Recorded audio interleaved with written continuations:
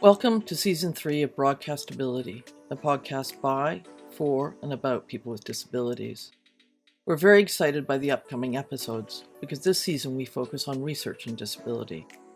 We highlight individuals who are undertaking research in disability at a variety of levels and in different locales. We interview students, advocates, academics, and professionals who offer distinct perspectives on composing and carrying out research on disability. In this first episode, we speak to members of the PROUD project community, a research associate, 2 PROUD fellows, and a clinical placement student. We begin with Isabelle Avakumovic-Pointon, who is undertaking a PhD in history at the University of British Columbia. She has been working with PROUD for about 4 years. We then speak to Kayla Saunders, a student in Information Library Sciences at the University of Toronto. She is a 2024 PROUD Fellow with a deliberate focus on improving the accessibility of libraries. We converse with Matthew Palynchuk, another PROUD Fellow, who is finishing his doctorate in political theory. Finally, we talk to Parnian Safaraifard, a student who did her community field placement with PROUD last fall. These are only a handful of people who are part of the PROUD project, but we hope that it will offer you a glimpse of the wide-ranging interests and activities that go on here. What I'm really studying is sort of the emergence of disability policy, and that's again very shaped by my work with PROUD. I'm interested in how policies actually play out in normal people's everyday lives. Isabelle presents a fascinating portrait of her studies, in particular of how historical research makes us more enlightened about the present. Everyone, my name is Isabelle Avakumovic-Pointon. I use she, her pronouns. I'm a research associate with the PROUD project, and I started as a podcast production assistant, research assistant back in, I think, 2021, which is nearly 4 years ago now. So yeah, I know. That's pretty wild. So happy to be here talking about my work.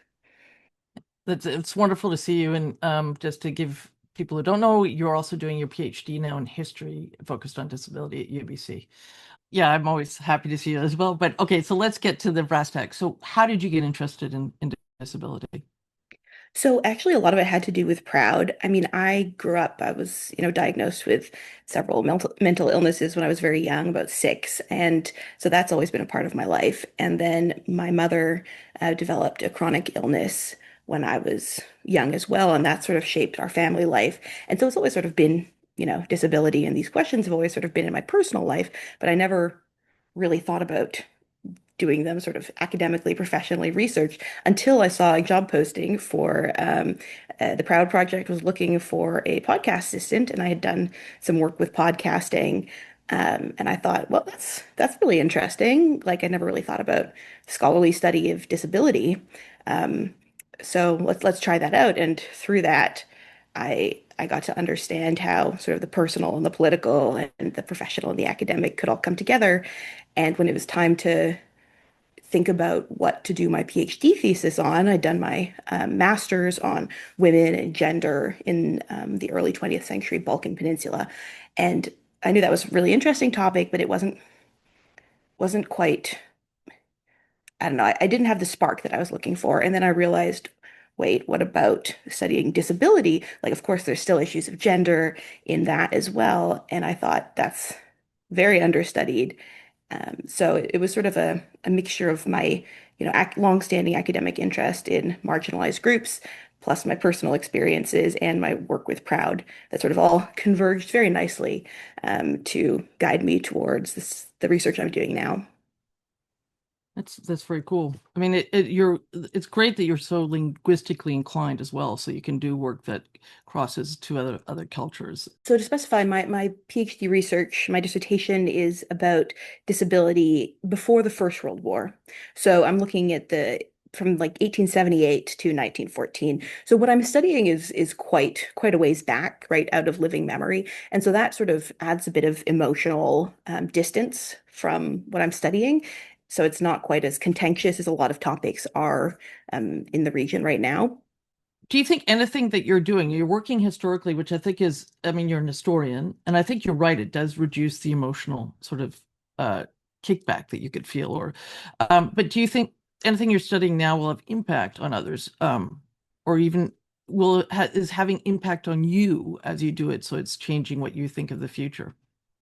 Yeah, I mean, I really hope it does. I don't want it to be a sort of insular, pet project of mine. What I'm really studying is sort of the emergence of disability policy, and that's again very shaped by my work with Proud. I'm interested in how policies actually play out in normal people's everyday lives, and one thing we focus on in Proud is, as I said, that gap between what's written in on paper in the laws and then what happens in real life. And of course, a lot of contemporary studies, we find that there's a lot more promised on paper than people get in real life. And that's sort of a problem around the world. And the time and place I'm studying, I'm finding almost the opposite, which is very interesting, where there are very, very few formal laws or policies that guarantee really any protections to disabled people. It's very, very limited in the period I'm looking at. But in practice, you see, governments and other institutions providing financial and other forms of assistance to disabled people, even though there aren't formal policies telling them they have to do that. And I find that very, very interesting. Sort of looking at the inverse situation. And this is not to say that it was an effective program or that, the majority or even a significant number of people experiencing impairment received support from any sort of government. But it is interesting to see that sort of the gap goes in both directions. And again, not to say that that's equal, I would say obviously for my impression is that it's much more common for people to receive less than they are promised. But it is interesting to see that in certain circumstances, they can receive more.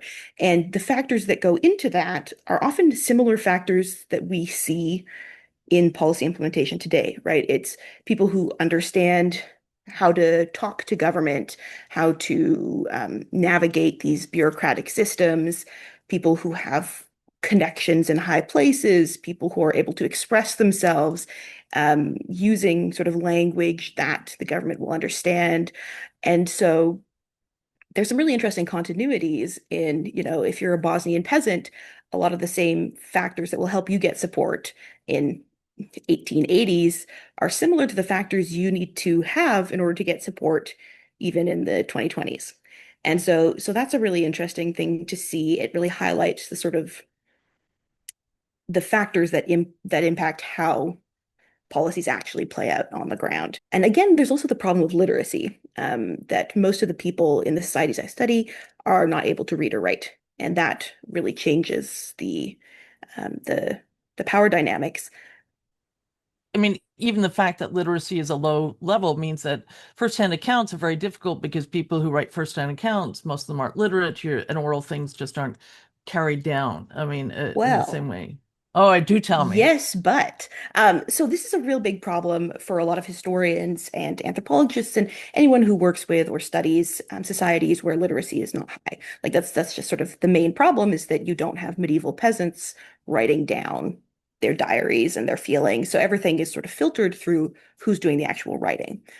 And so that's always the case. But what I'm finding is that, at least in the Bosnian case, the Austro-Hungarian administrators knew that the population they were administering had very low literacy rates. So they instituted sort of a system where people who could not write could come into the sort of local government office and present an oral petition that would get transcribed. And of course, we have to be careful. We don't know exactly how many words the scribes are changing, how verbatim it is. But in a lot of cases, I've found it does seem to be a very accurate rendering of the words that peasants are using. So this is a really excellent source, in that it allows me to hear the voices of people who were not literate and usually are excluded from the record. So that's a really valuable source. And you get to see sort of the rhetoric that people are using, the ways they make their arguments, what they think will convince government officials to fulfill their needs and accept their requests. And so you see a lot of creativity and innovation and just people who are regularly seen as uneducated and who didn't necessarily have formal education making very deliberate and very clever arguments in order to obtain support. This is one of my arguments all the way along. I've been thinking about people with disabilities are innately adaptive and flexible because they've had to be. They're very creative about it. And I think what you're saying is those are captured in these discourses that have been recorded, is how adaptive and cunning, that people have to become if they're going to survive, with a trait that makes them different from others, that they have to be adaptive. And I think it's something that's great. It's one of the strengths of the community and of individuals. One thing that reminds me of one thing that we found a lot in our research, our contemporary research with Proud, is that a lot of disabled individuals choose and work very hard to be self-employed. And that's something I also see, which is really, really interesting. There was this one petition from a man who had worked in sort of road construction and road maintenance for the government, and he'd lost his foot in an accident. I believe that was what had happened. And he was asking the government for a grant in order to start a tavern because he could not perform sort of industrial or construction labor without his foot, but he and his family could run their own tavern.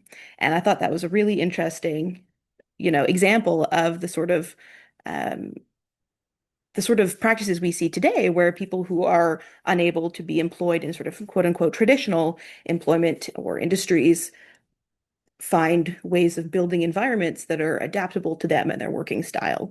And it was cool to see that sort of 120 odd years ago happening as well. Kind of one thing that I was thinking about was that you said that there was no kind of legal apparatuses that required historical governments to provide for people with disabilities. In the current research that we're kind of doing, you and just the experiences of folks with disabilities today, you see these kind of apparatuses that do now exist where disability is now refined to quite a specific definition, and then folks struggle, to either become this opaque version of a disabled person or not. And so I'm wondering, historically, where there have not been legal definitions of disability and it has been more of this ambiguous blob sort of thing, I imagine that there are, of course, negative impacts with that, but I'm wondering if there are any positive aspects of that have come out of it. Yeah, you've hit the nail right on the head, is that one of the sort of paradoxical things is that because there was less regulation and less sort of strict definition of what benefits were and who could get them, there was more of a flexibility where people didn't. And I mean, this changes, of course, over time, and you see sort of an increasing formalization and regulation and specification of what disability is and what benefits people are entitled to based on their specific disability. But in the period I'm looking at, as you pointed out, is very nebulous. And so there is more of a flexibility in that some people get doctor's notes, some people don't. Some people just say, hey, all my neighbors know. And so you have just people saying, yeah, that's our neighbor who can't walk and can't, plow his field. So he needs to hire someone, but they don't have money to hire someone to plow the field. So, and so what counts as evidence of disability is a lot more flexible.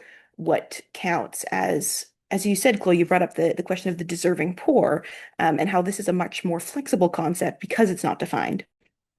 And I think that in that sense, it's in a way more vulnerable to the social position of the person asking and who they have to support them. So you see a lot of, I don't have sort of the quantitative numbers to make a quantitative case for it, but I do see that, often if they have a Catholic priest who is supporting their claim, they tend to be more successful. Or if they have sort of the mayor or a local notable who is someone with a high social standing with whom the government has relationship, then they tend to be more successful. So you have these imbalances from social position that are stronger, but it also means that you can get around some of the rigidity of, oh, you're not disabled enough, or you're not disabled in the right way, or you have to prove your need. So in some ways it's more rigid, in some ways it's more flexible, but I think that's a really interesting point. We now meet Kayla Saunders, a proud fellow studying at the University of Toronto. And like Isabelle, she found her way to disability studies through women and gender studies. Hi, everyone. My name is Kayla Saunders. I am currently I'm studying at the University of Toronto. I'm finishing the Master of Library and Information Science program. Finally, I've been in school for 7 years straight at this point, but I did start my degree in 2011. So it's been a journey, and I'm very happy to be here today. Why don't you tell us a bit about how you got onto the topic of disability in your work, in your master's? So I didn't really start thinking about disability or really know about it. Like I've lived experience. I've been a person in probability all my life of having a disability. I just didn't really know how to identify that for a long time, but I didn't start thinking about it as a field of study or as an embodiment of like my own lived reality until my undergraduate degree at York, because I was introduced in gender studies to the discipline of disability studies. And the concept of disability justice, of the theory and the as an experience, was introduced to me through one of my professors at York. She pushed a lot of that work, and it was very important to me, and it became pivotal in my understanding of who I am and what I can do.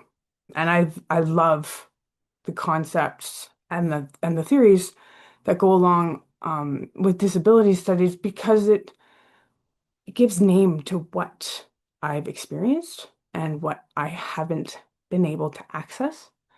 And I did note, even in my entrance application to U of T, I had to do personal essays, and in those personal essays, I talked about access to information. And one of the key things to access, equitable access to information, is that that information has to be accessible to everyone. Can't be equitable if it's not accessible. I think you make an incredibly important point that I don't think many people um, think about. And we think about it a little bit. There's been some pressure, particularly in this country, in Canada, about making sure that rural areas have access to, let's say, the internet, so they have access to information. What you're saying is really, really important, and not many people who haven't experienced some form of disability understand how important that is, particularly because people with disabilities get so isolated. Um, Absolutely. And that, so two of the things that you just mentioned actually merged into two studies that I did. The first one I did, I live with the most prominent disability in my life is functional seizures. And I did a study on the literature that describes them. And in the field of library science, there's something called information literacy. And one of the frames, as is described by the Association of College and Research Libraries, is scholarship as conversation. So basically, it's the discourse. Who's talking and what are they talking about? So my research about functional seizures allowed me to discover what I already figured and pretty much knew, that there was no dialogue between people living with functional seizures and the medical professionals. So I'm just going to try and, so for listeners who may not understand this, and please correct me if I'm wrong. For instance, I was considered for many years to have a functional disorder. It turned out I didn't. So what my understanding of it is, and I'm going to be a little perverse, I'm going to twist it a little bit because I'm not medical, is it's basically when you have something like a seizure, but it is not being caught or sort of seen through medical technology. So, for instance, and so in many instances can be dismissed. So that, oh, it doesn't come up on this study on the EEGs. We're not seeing it on an MRI. Therefore, it's functional. And functional is code often in medicine for what we would say is all in your head, right? And so you get sent to psychiatric and psychological help.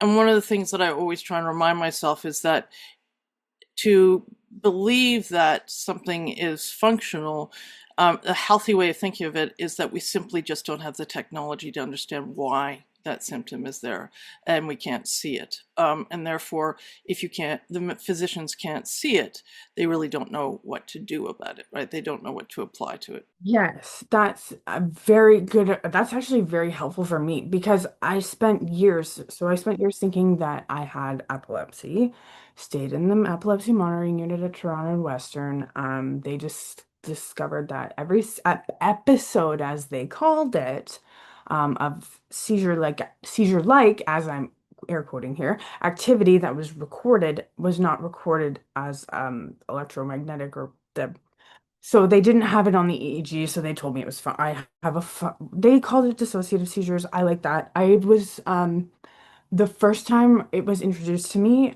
they called it what did he call it? Pseudo seizures. My doctor called them pseudo seizures, which really hurt.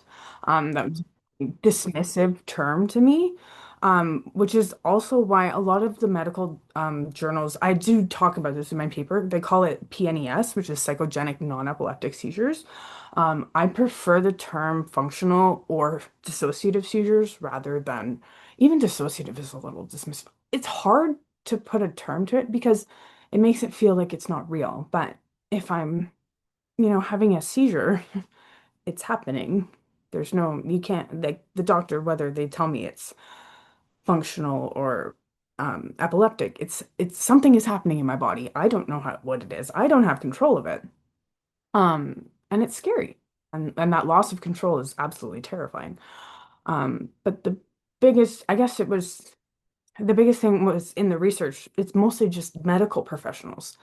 There's a monologue presented in a very sterile way in all of the medical literature that I found. So I decided in taking an approach that was like kind of the nothing about us without us kind of framework.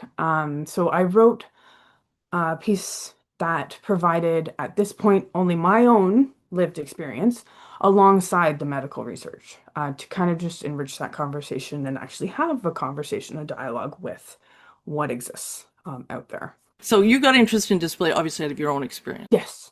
Yeah. And just knowing that things were, I wasn't alone, right? For the longest time, I had felt alone. I felt apart from, I didn't feel like I belonged.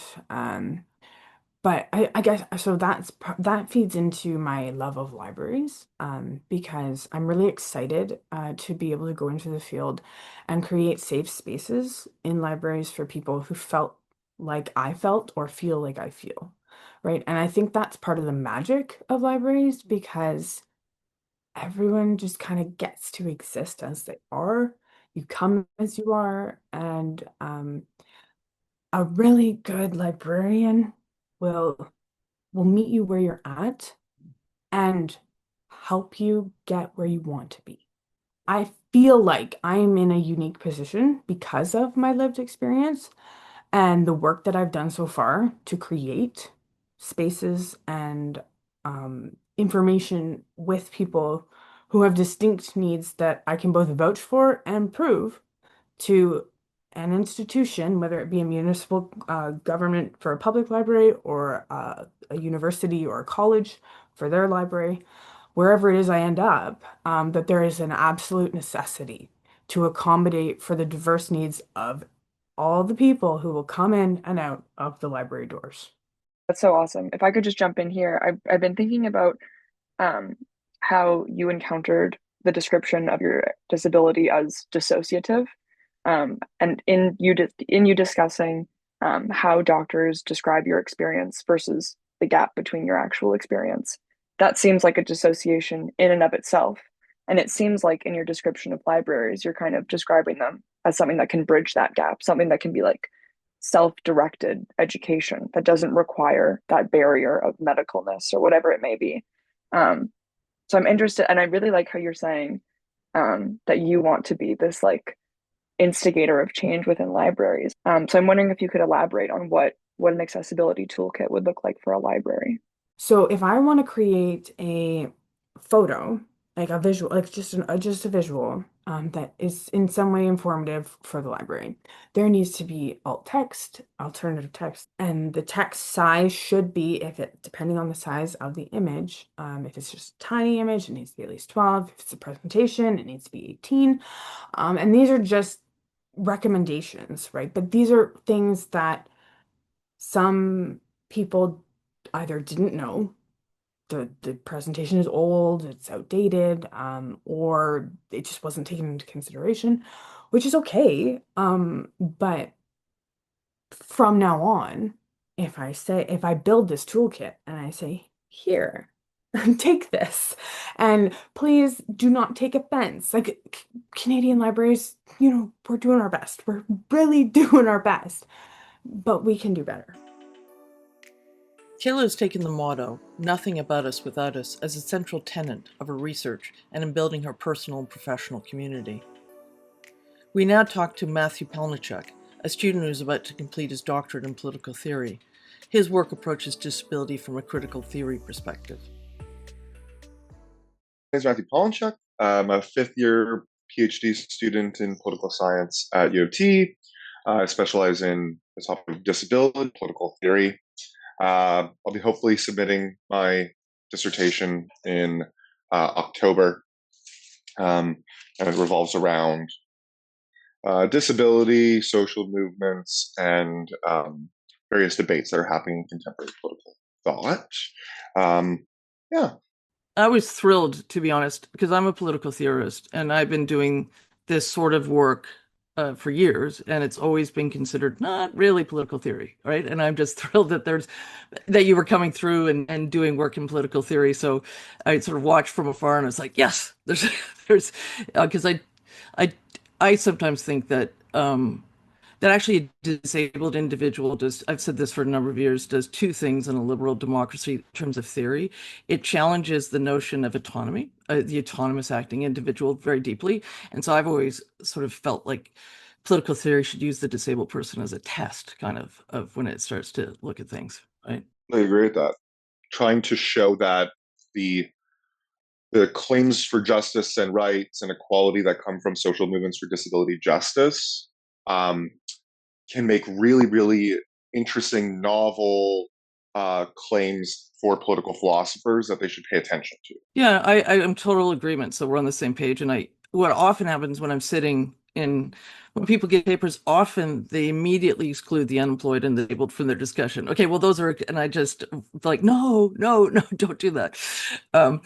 So out of interest, how did you get interested in disability? I would say one thing that initially got me starting to think about it was in my first year of university, my first professor in philosophy, a man named Christopher Ripp. He's a professor at now Utica College in upstate New York. He specialized in disability, worked under Jerome Bickenbach over at Atkins and Christine Sipnowich, and worked on these very topics that challenged my views from the outset, where it's like, oh yeah, it's really interesting talking about politics and thinking about moral philosophy. And then, Christopher Riddle would be like, yeah, but how does disability fit it? And I'd be like, oh, yeah, that's a very good question. Like, I actually haven't thought about that. And I hadn't yet been exposed to so much work beyond that ignored the disabled perspective, that I was like, oh yeah, this just sounds like something we should be thinking about. And so then later when I started to read work that was like, yeah, disability, we'll think about that a bit later, or this is a side topic, or this is like an applied issue. I was very, very lucky to not have it in my thinking early on, but it was my very first philosophy professor in my first year of university. I was thinking as you were talking, it sounds strange, but as an academic and as a legal and political theorist, I really am pleased when people who don't have disabilities gain an interest in how legitimate what a legitimate discussion about what's going on around disability issues and disability theory, theories of disability. And so I welcome that there are people who are like, oh, this is an important question that we need to sort of deal with.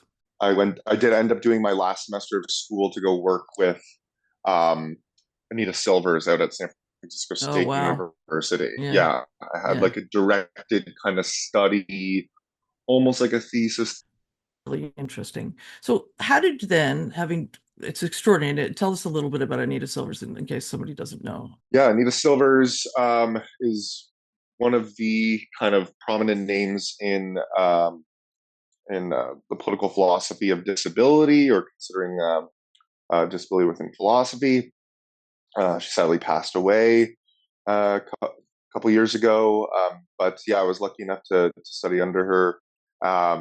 She's very incredibly passionate. She herself was a wheelchair user, had polio as a child, and was a very like outspoken, incredibly passionate, incredibly I don't know, like created a lot of friction in rooms in order to advance the discussion of disability. Like many people who have met her or seen her at conferences have stories of Anita being very like not avoiding conflict, not avoiding discomfort in order to make a point.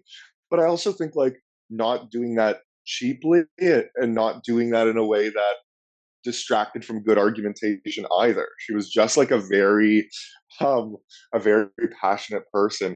But Anita, so yeah, Anita Silva is she's one of the I think some of the central figures in bringing disability into a central discussion in philosophy in a very unapologetic way. Yeah. No, she was remarkable, really remarkable. So the nice segue onto, well, how did you arrive at your topic exactly, and what was your topic, having done that? Yeah. So when I was working with her, I was working a little bit on disability human rights, about, well, if human rights are supposed to be universal, then how can there be like particular and specific rights for specific groups? And so there's group right issues in terms of discussions of philosophy of human rights. I really want to show the people working on really high level, really abstract issues in political philosophy, which is one of the things I work like it was, I would think, my main area, show them that disability is not a token example or this example of a tragic case or a weird exception case, but that actually not it's part and parcel of helping us think better about the bigger picture of what political philosophy is and the kinds of you know um, normative principles that should guide a society. That like it can't be an afterthought because it actually helps regulate and circumscribe the discussions that we should be having as political philosophy. And again, I don't think political philosophy is there to like only guide activism and boots on the ground and grassroots. I think the really theoretical discussions that I think have almost very little or no application to to on the ground movements as somebody that was a part of activist movements.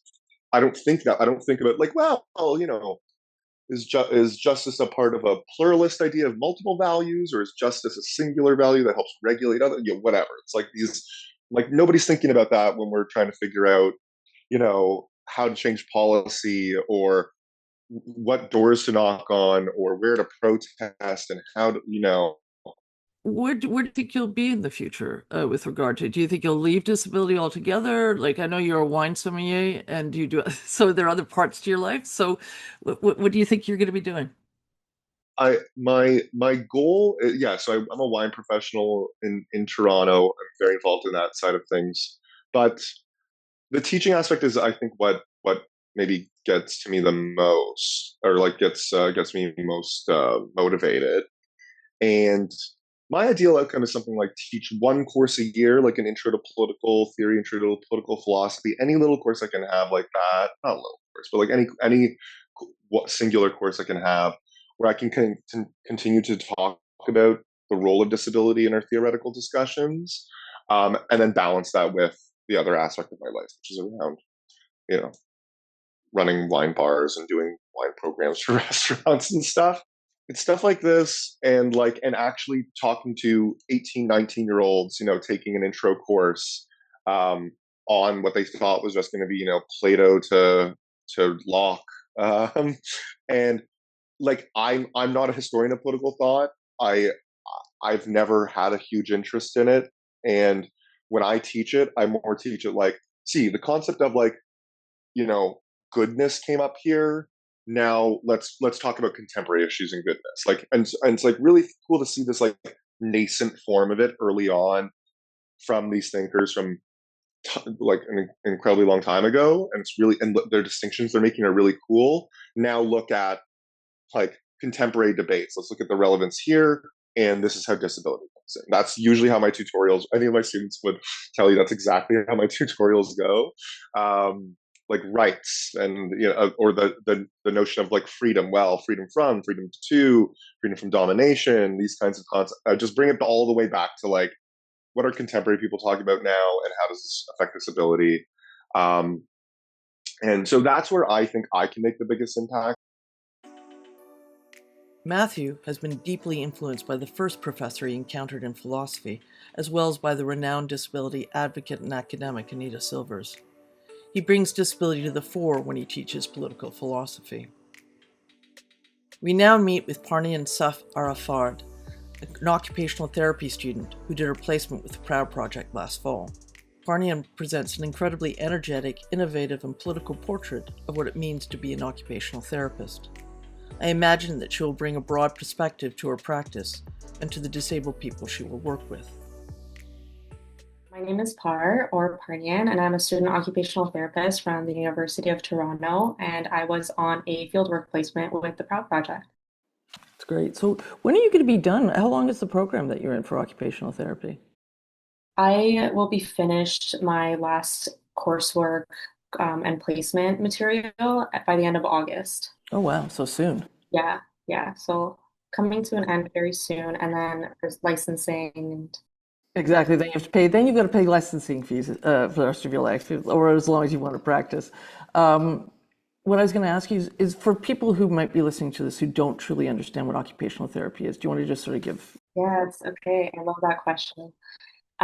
So occupational therapy, basically, the main focus of it is helping people do the things that are meaningful to them, the things that they want to do, need to do, are expected to do. So basically what an occupational therapist does is they look at what are the barriers, what are the things that are standing in their way of doing that thing, and try to address those barriers. So if it's a functional ability barrier, then we do a lot of like PT, similar, like related to PT related work to help them regain that physical capacity. But, it could also be mental health related. So OTs also do mental health. There also can be mental health practitioners. We can be psychotherapists. So we can address those mental health barriers as well.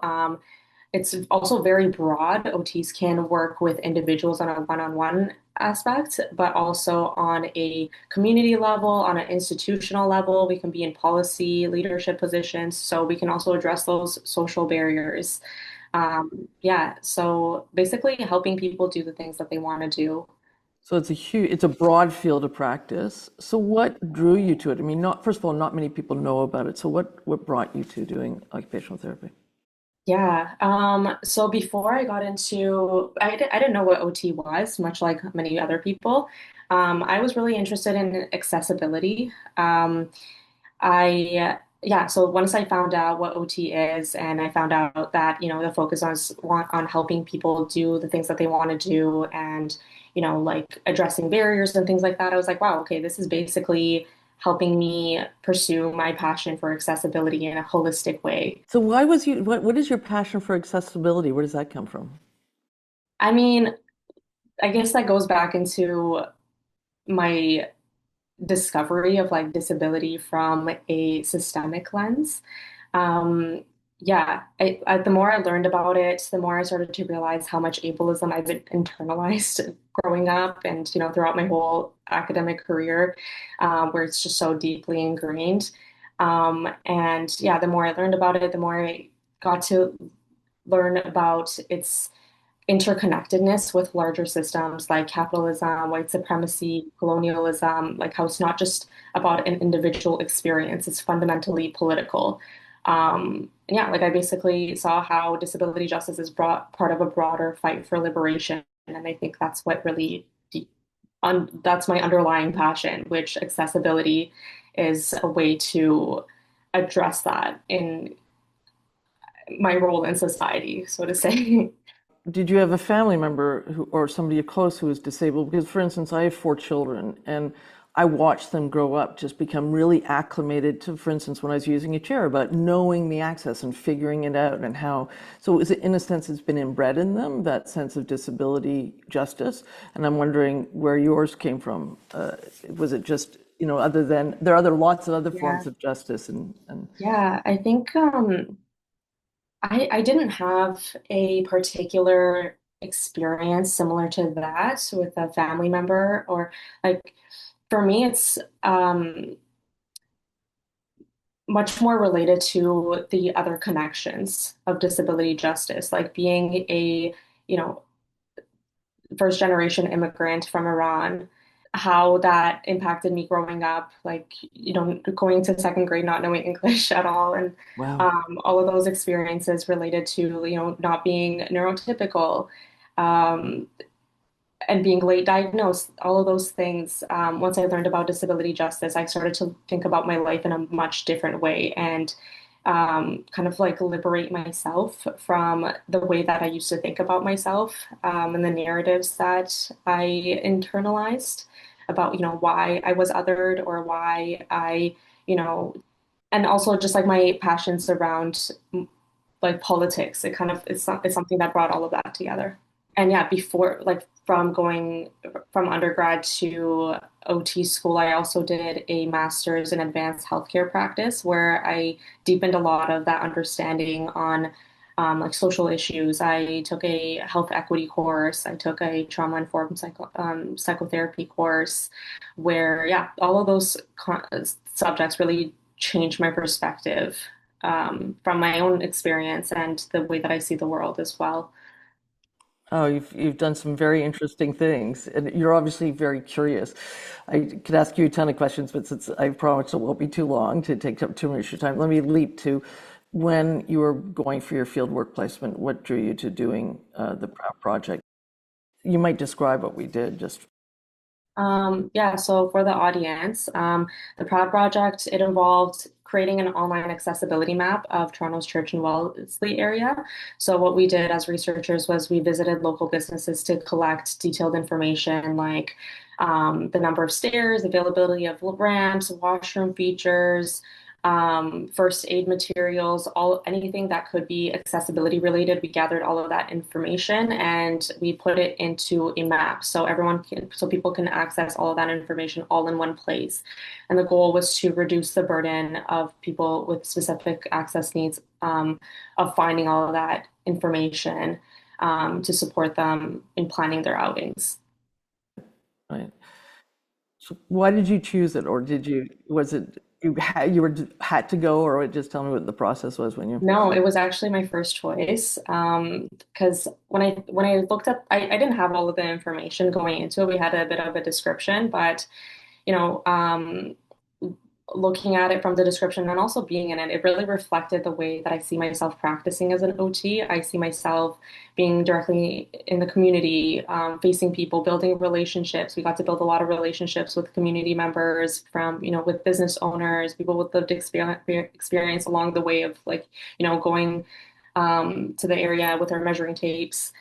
Yeah, like supporting people with lived experience, people that are often excluded. Like that is what I see myself doing as an OT. So that's a big part of what drew me. So having done this, I mean, I'll explain it a bit more. There are maps that indicate accessibility. What we were trying to do is sort of get micro detailed accessibility so that, let's say you have a narrow chair, you don't necessarily need a wide and 36-foot or 30-inch door. You can probably get through a 28-inch door, but stuff.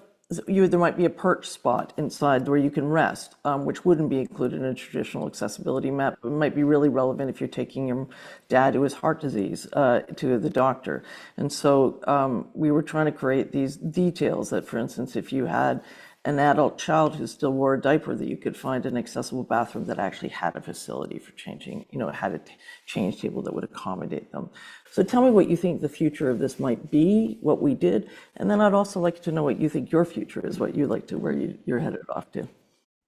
So yeah, I think you mentioned a really good point in terms of like what accessibility means. I think being part of this project really help me reframe my idea of accessibility. It's, when we went into a specific building and we were talking about what we're doing, a lot of times people told us, oh, I'm so sorry, our building is not accessible. And we're like, okay, that's not what we're asking. We are gathering information about the built environment. And that can mean that it's accessible for some people, but not for others. So yeah, it's when we got into making surveys and trying to figure out, okay, what information do we need to gather? It really reframed, accessibility for whom, and seeing it as a very dependent on the context, like, fatigue, sensory needs, service animals, like all those things. Being part of the Proud Project, it really took away my fear of, like going up to somebody and talking to them about accessibility, talking to them about, if there's something that's not working. And people are actually very eager and encouraged to see that engagement and want to, do want to make their place more inviting. And yeah, like just developing my understanding of the little ways of doing that as well from the Proud Project has been helpful. If somebody doesn't necessarily want to make big renovations, there's all these other ways to, tell people that, you're welcome here. It's so interesting. Chloë and I, we have political science backgrounds, and I think probably for similar interests that you have for occupational therapy, you spoke about colonialism, white supremacy, and trying to enact justice, or you said liberation, but I'm sort of thinking about it in terms of justice. And so I'm wondering, you spoke about like impacting your personal life, the Proud Project placement. And so I'm wondering if there's a sense of justice and confidence that you're speaking to that you're bringing to your professional life as well. I mean, like every experience throughout life, I guess, and also all the experiences through placements while I'm completing my education has been like building towards the kind of occupational therapist that I'm going to be. Sometimes it's hard to pinpoint where something is coming from specifically. But yeah, I think that that community building, that collaboration that we develop through the Proud um, being part of building a more accessible environment by including others, by like bringing people into the conversation rather than kind of how I were to think of it before, as in there is that aspect of how policies need to be better enforced. Policies need to be, there's just so much that falls short in terms of accessibility. Ontario Building Code, AODA, like there's very little enforcement and progress is incredibly slow, but I'm starting to get a better sense of how, as a community, we can come together to do small things that can make a big difference. I hope you've enjoyed meeting some of the people who are part of the Proud Project. They help us ensure that we support and carry out well-thought-out programs of disability research and advocacy. I want to especially thank Isabelle, Kayla, Matthew, and Parnian for sharing their insights about disability history, access, and justice. This episode of Broadcastability was hosted by Chloë Atkins, a professor at the University of Toronto and an anti-ableist researcher, and Lark Huska, an undergraduate researcher at the University of Toronto and communications officer for the Proud Project. This episode was also edited by Lark Huska. Isabelle Avakumovic-Pointon created the artwork, and Justin Laurie composed the music. Broadcastability can be found on Apple Music and Spotify, and at broadcastability.ca. Broadcastability is a Proud Project production based in Toronto, Canada. Visit theproudproject.ca to learn more.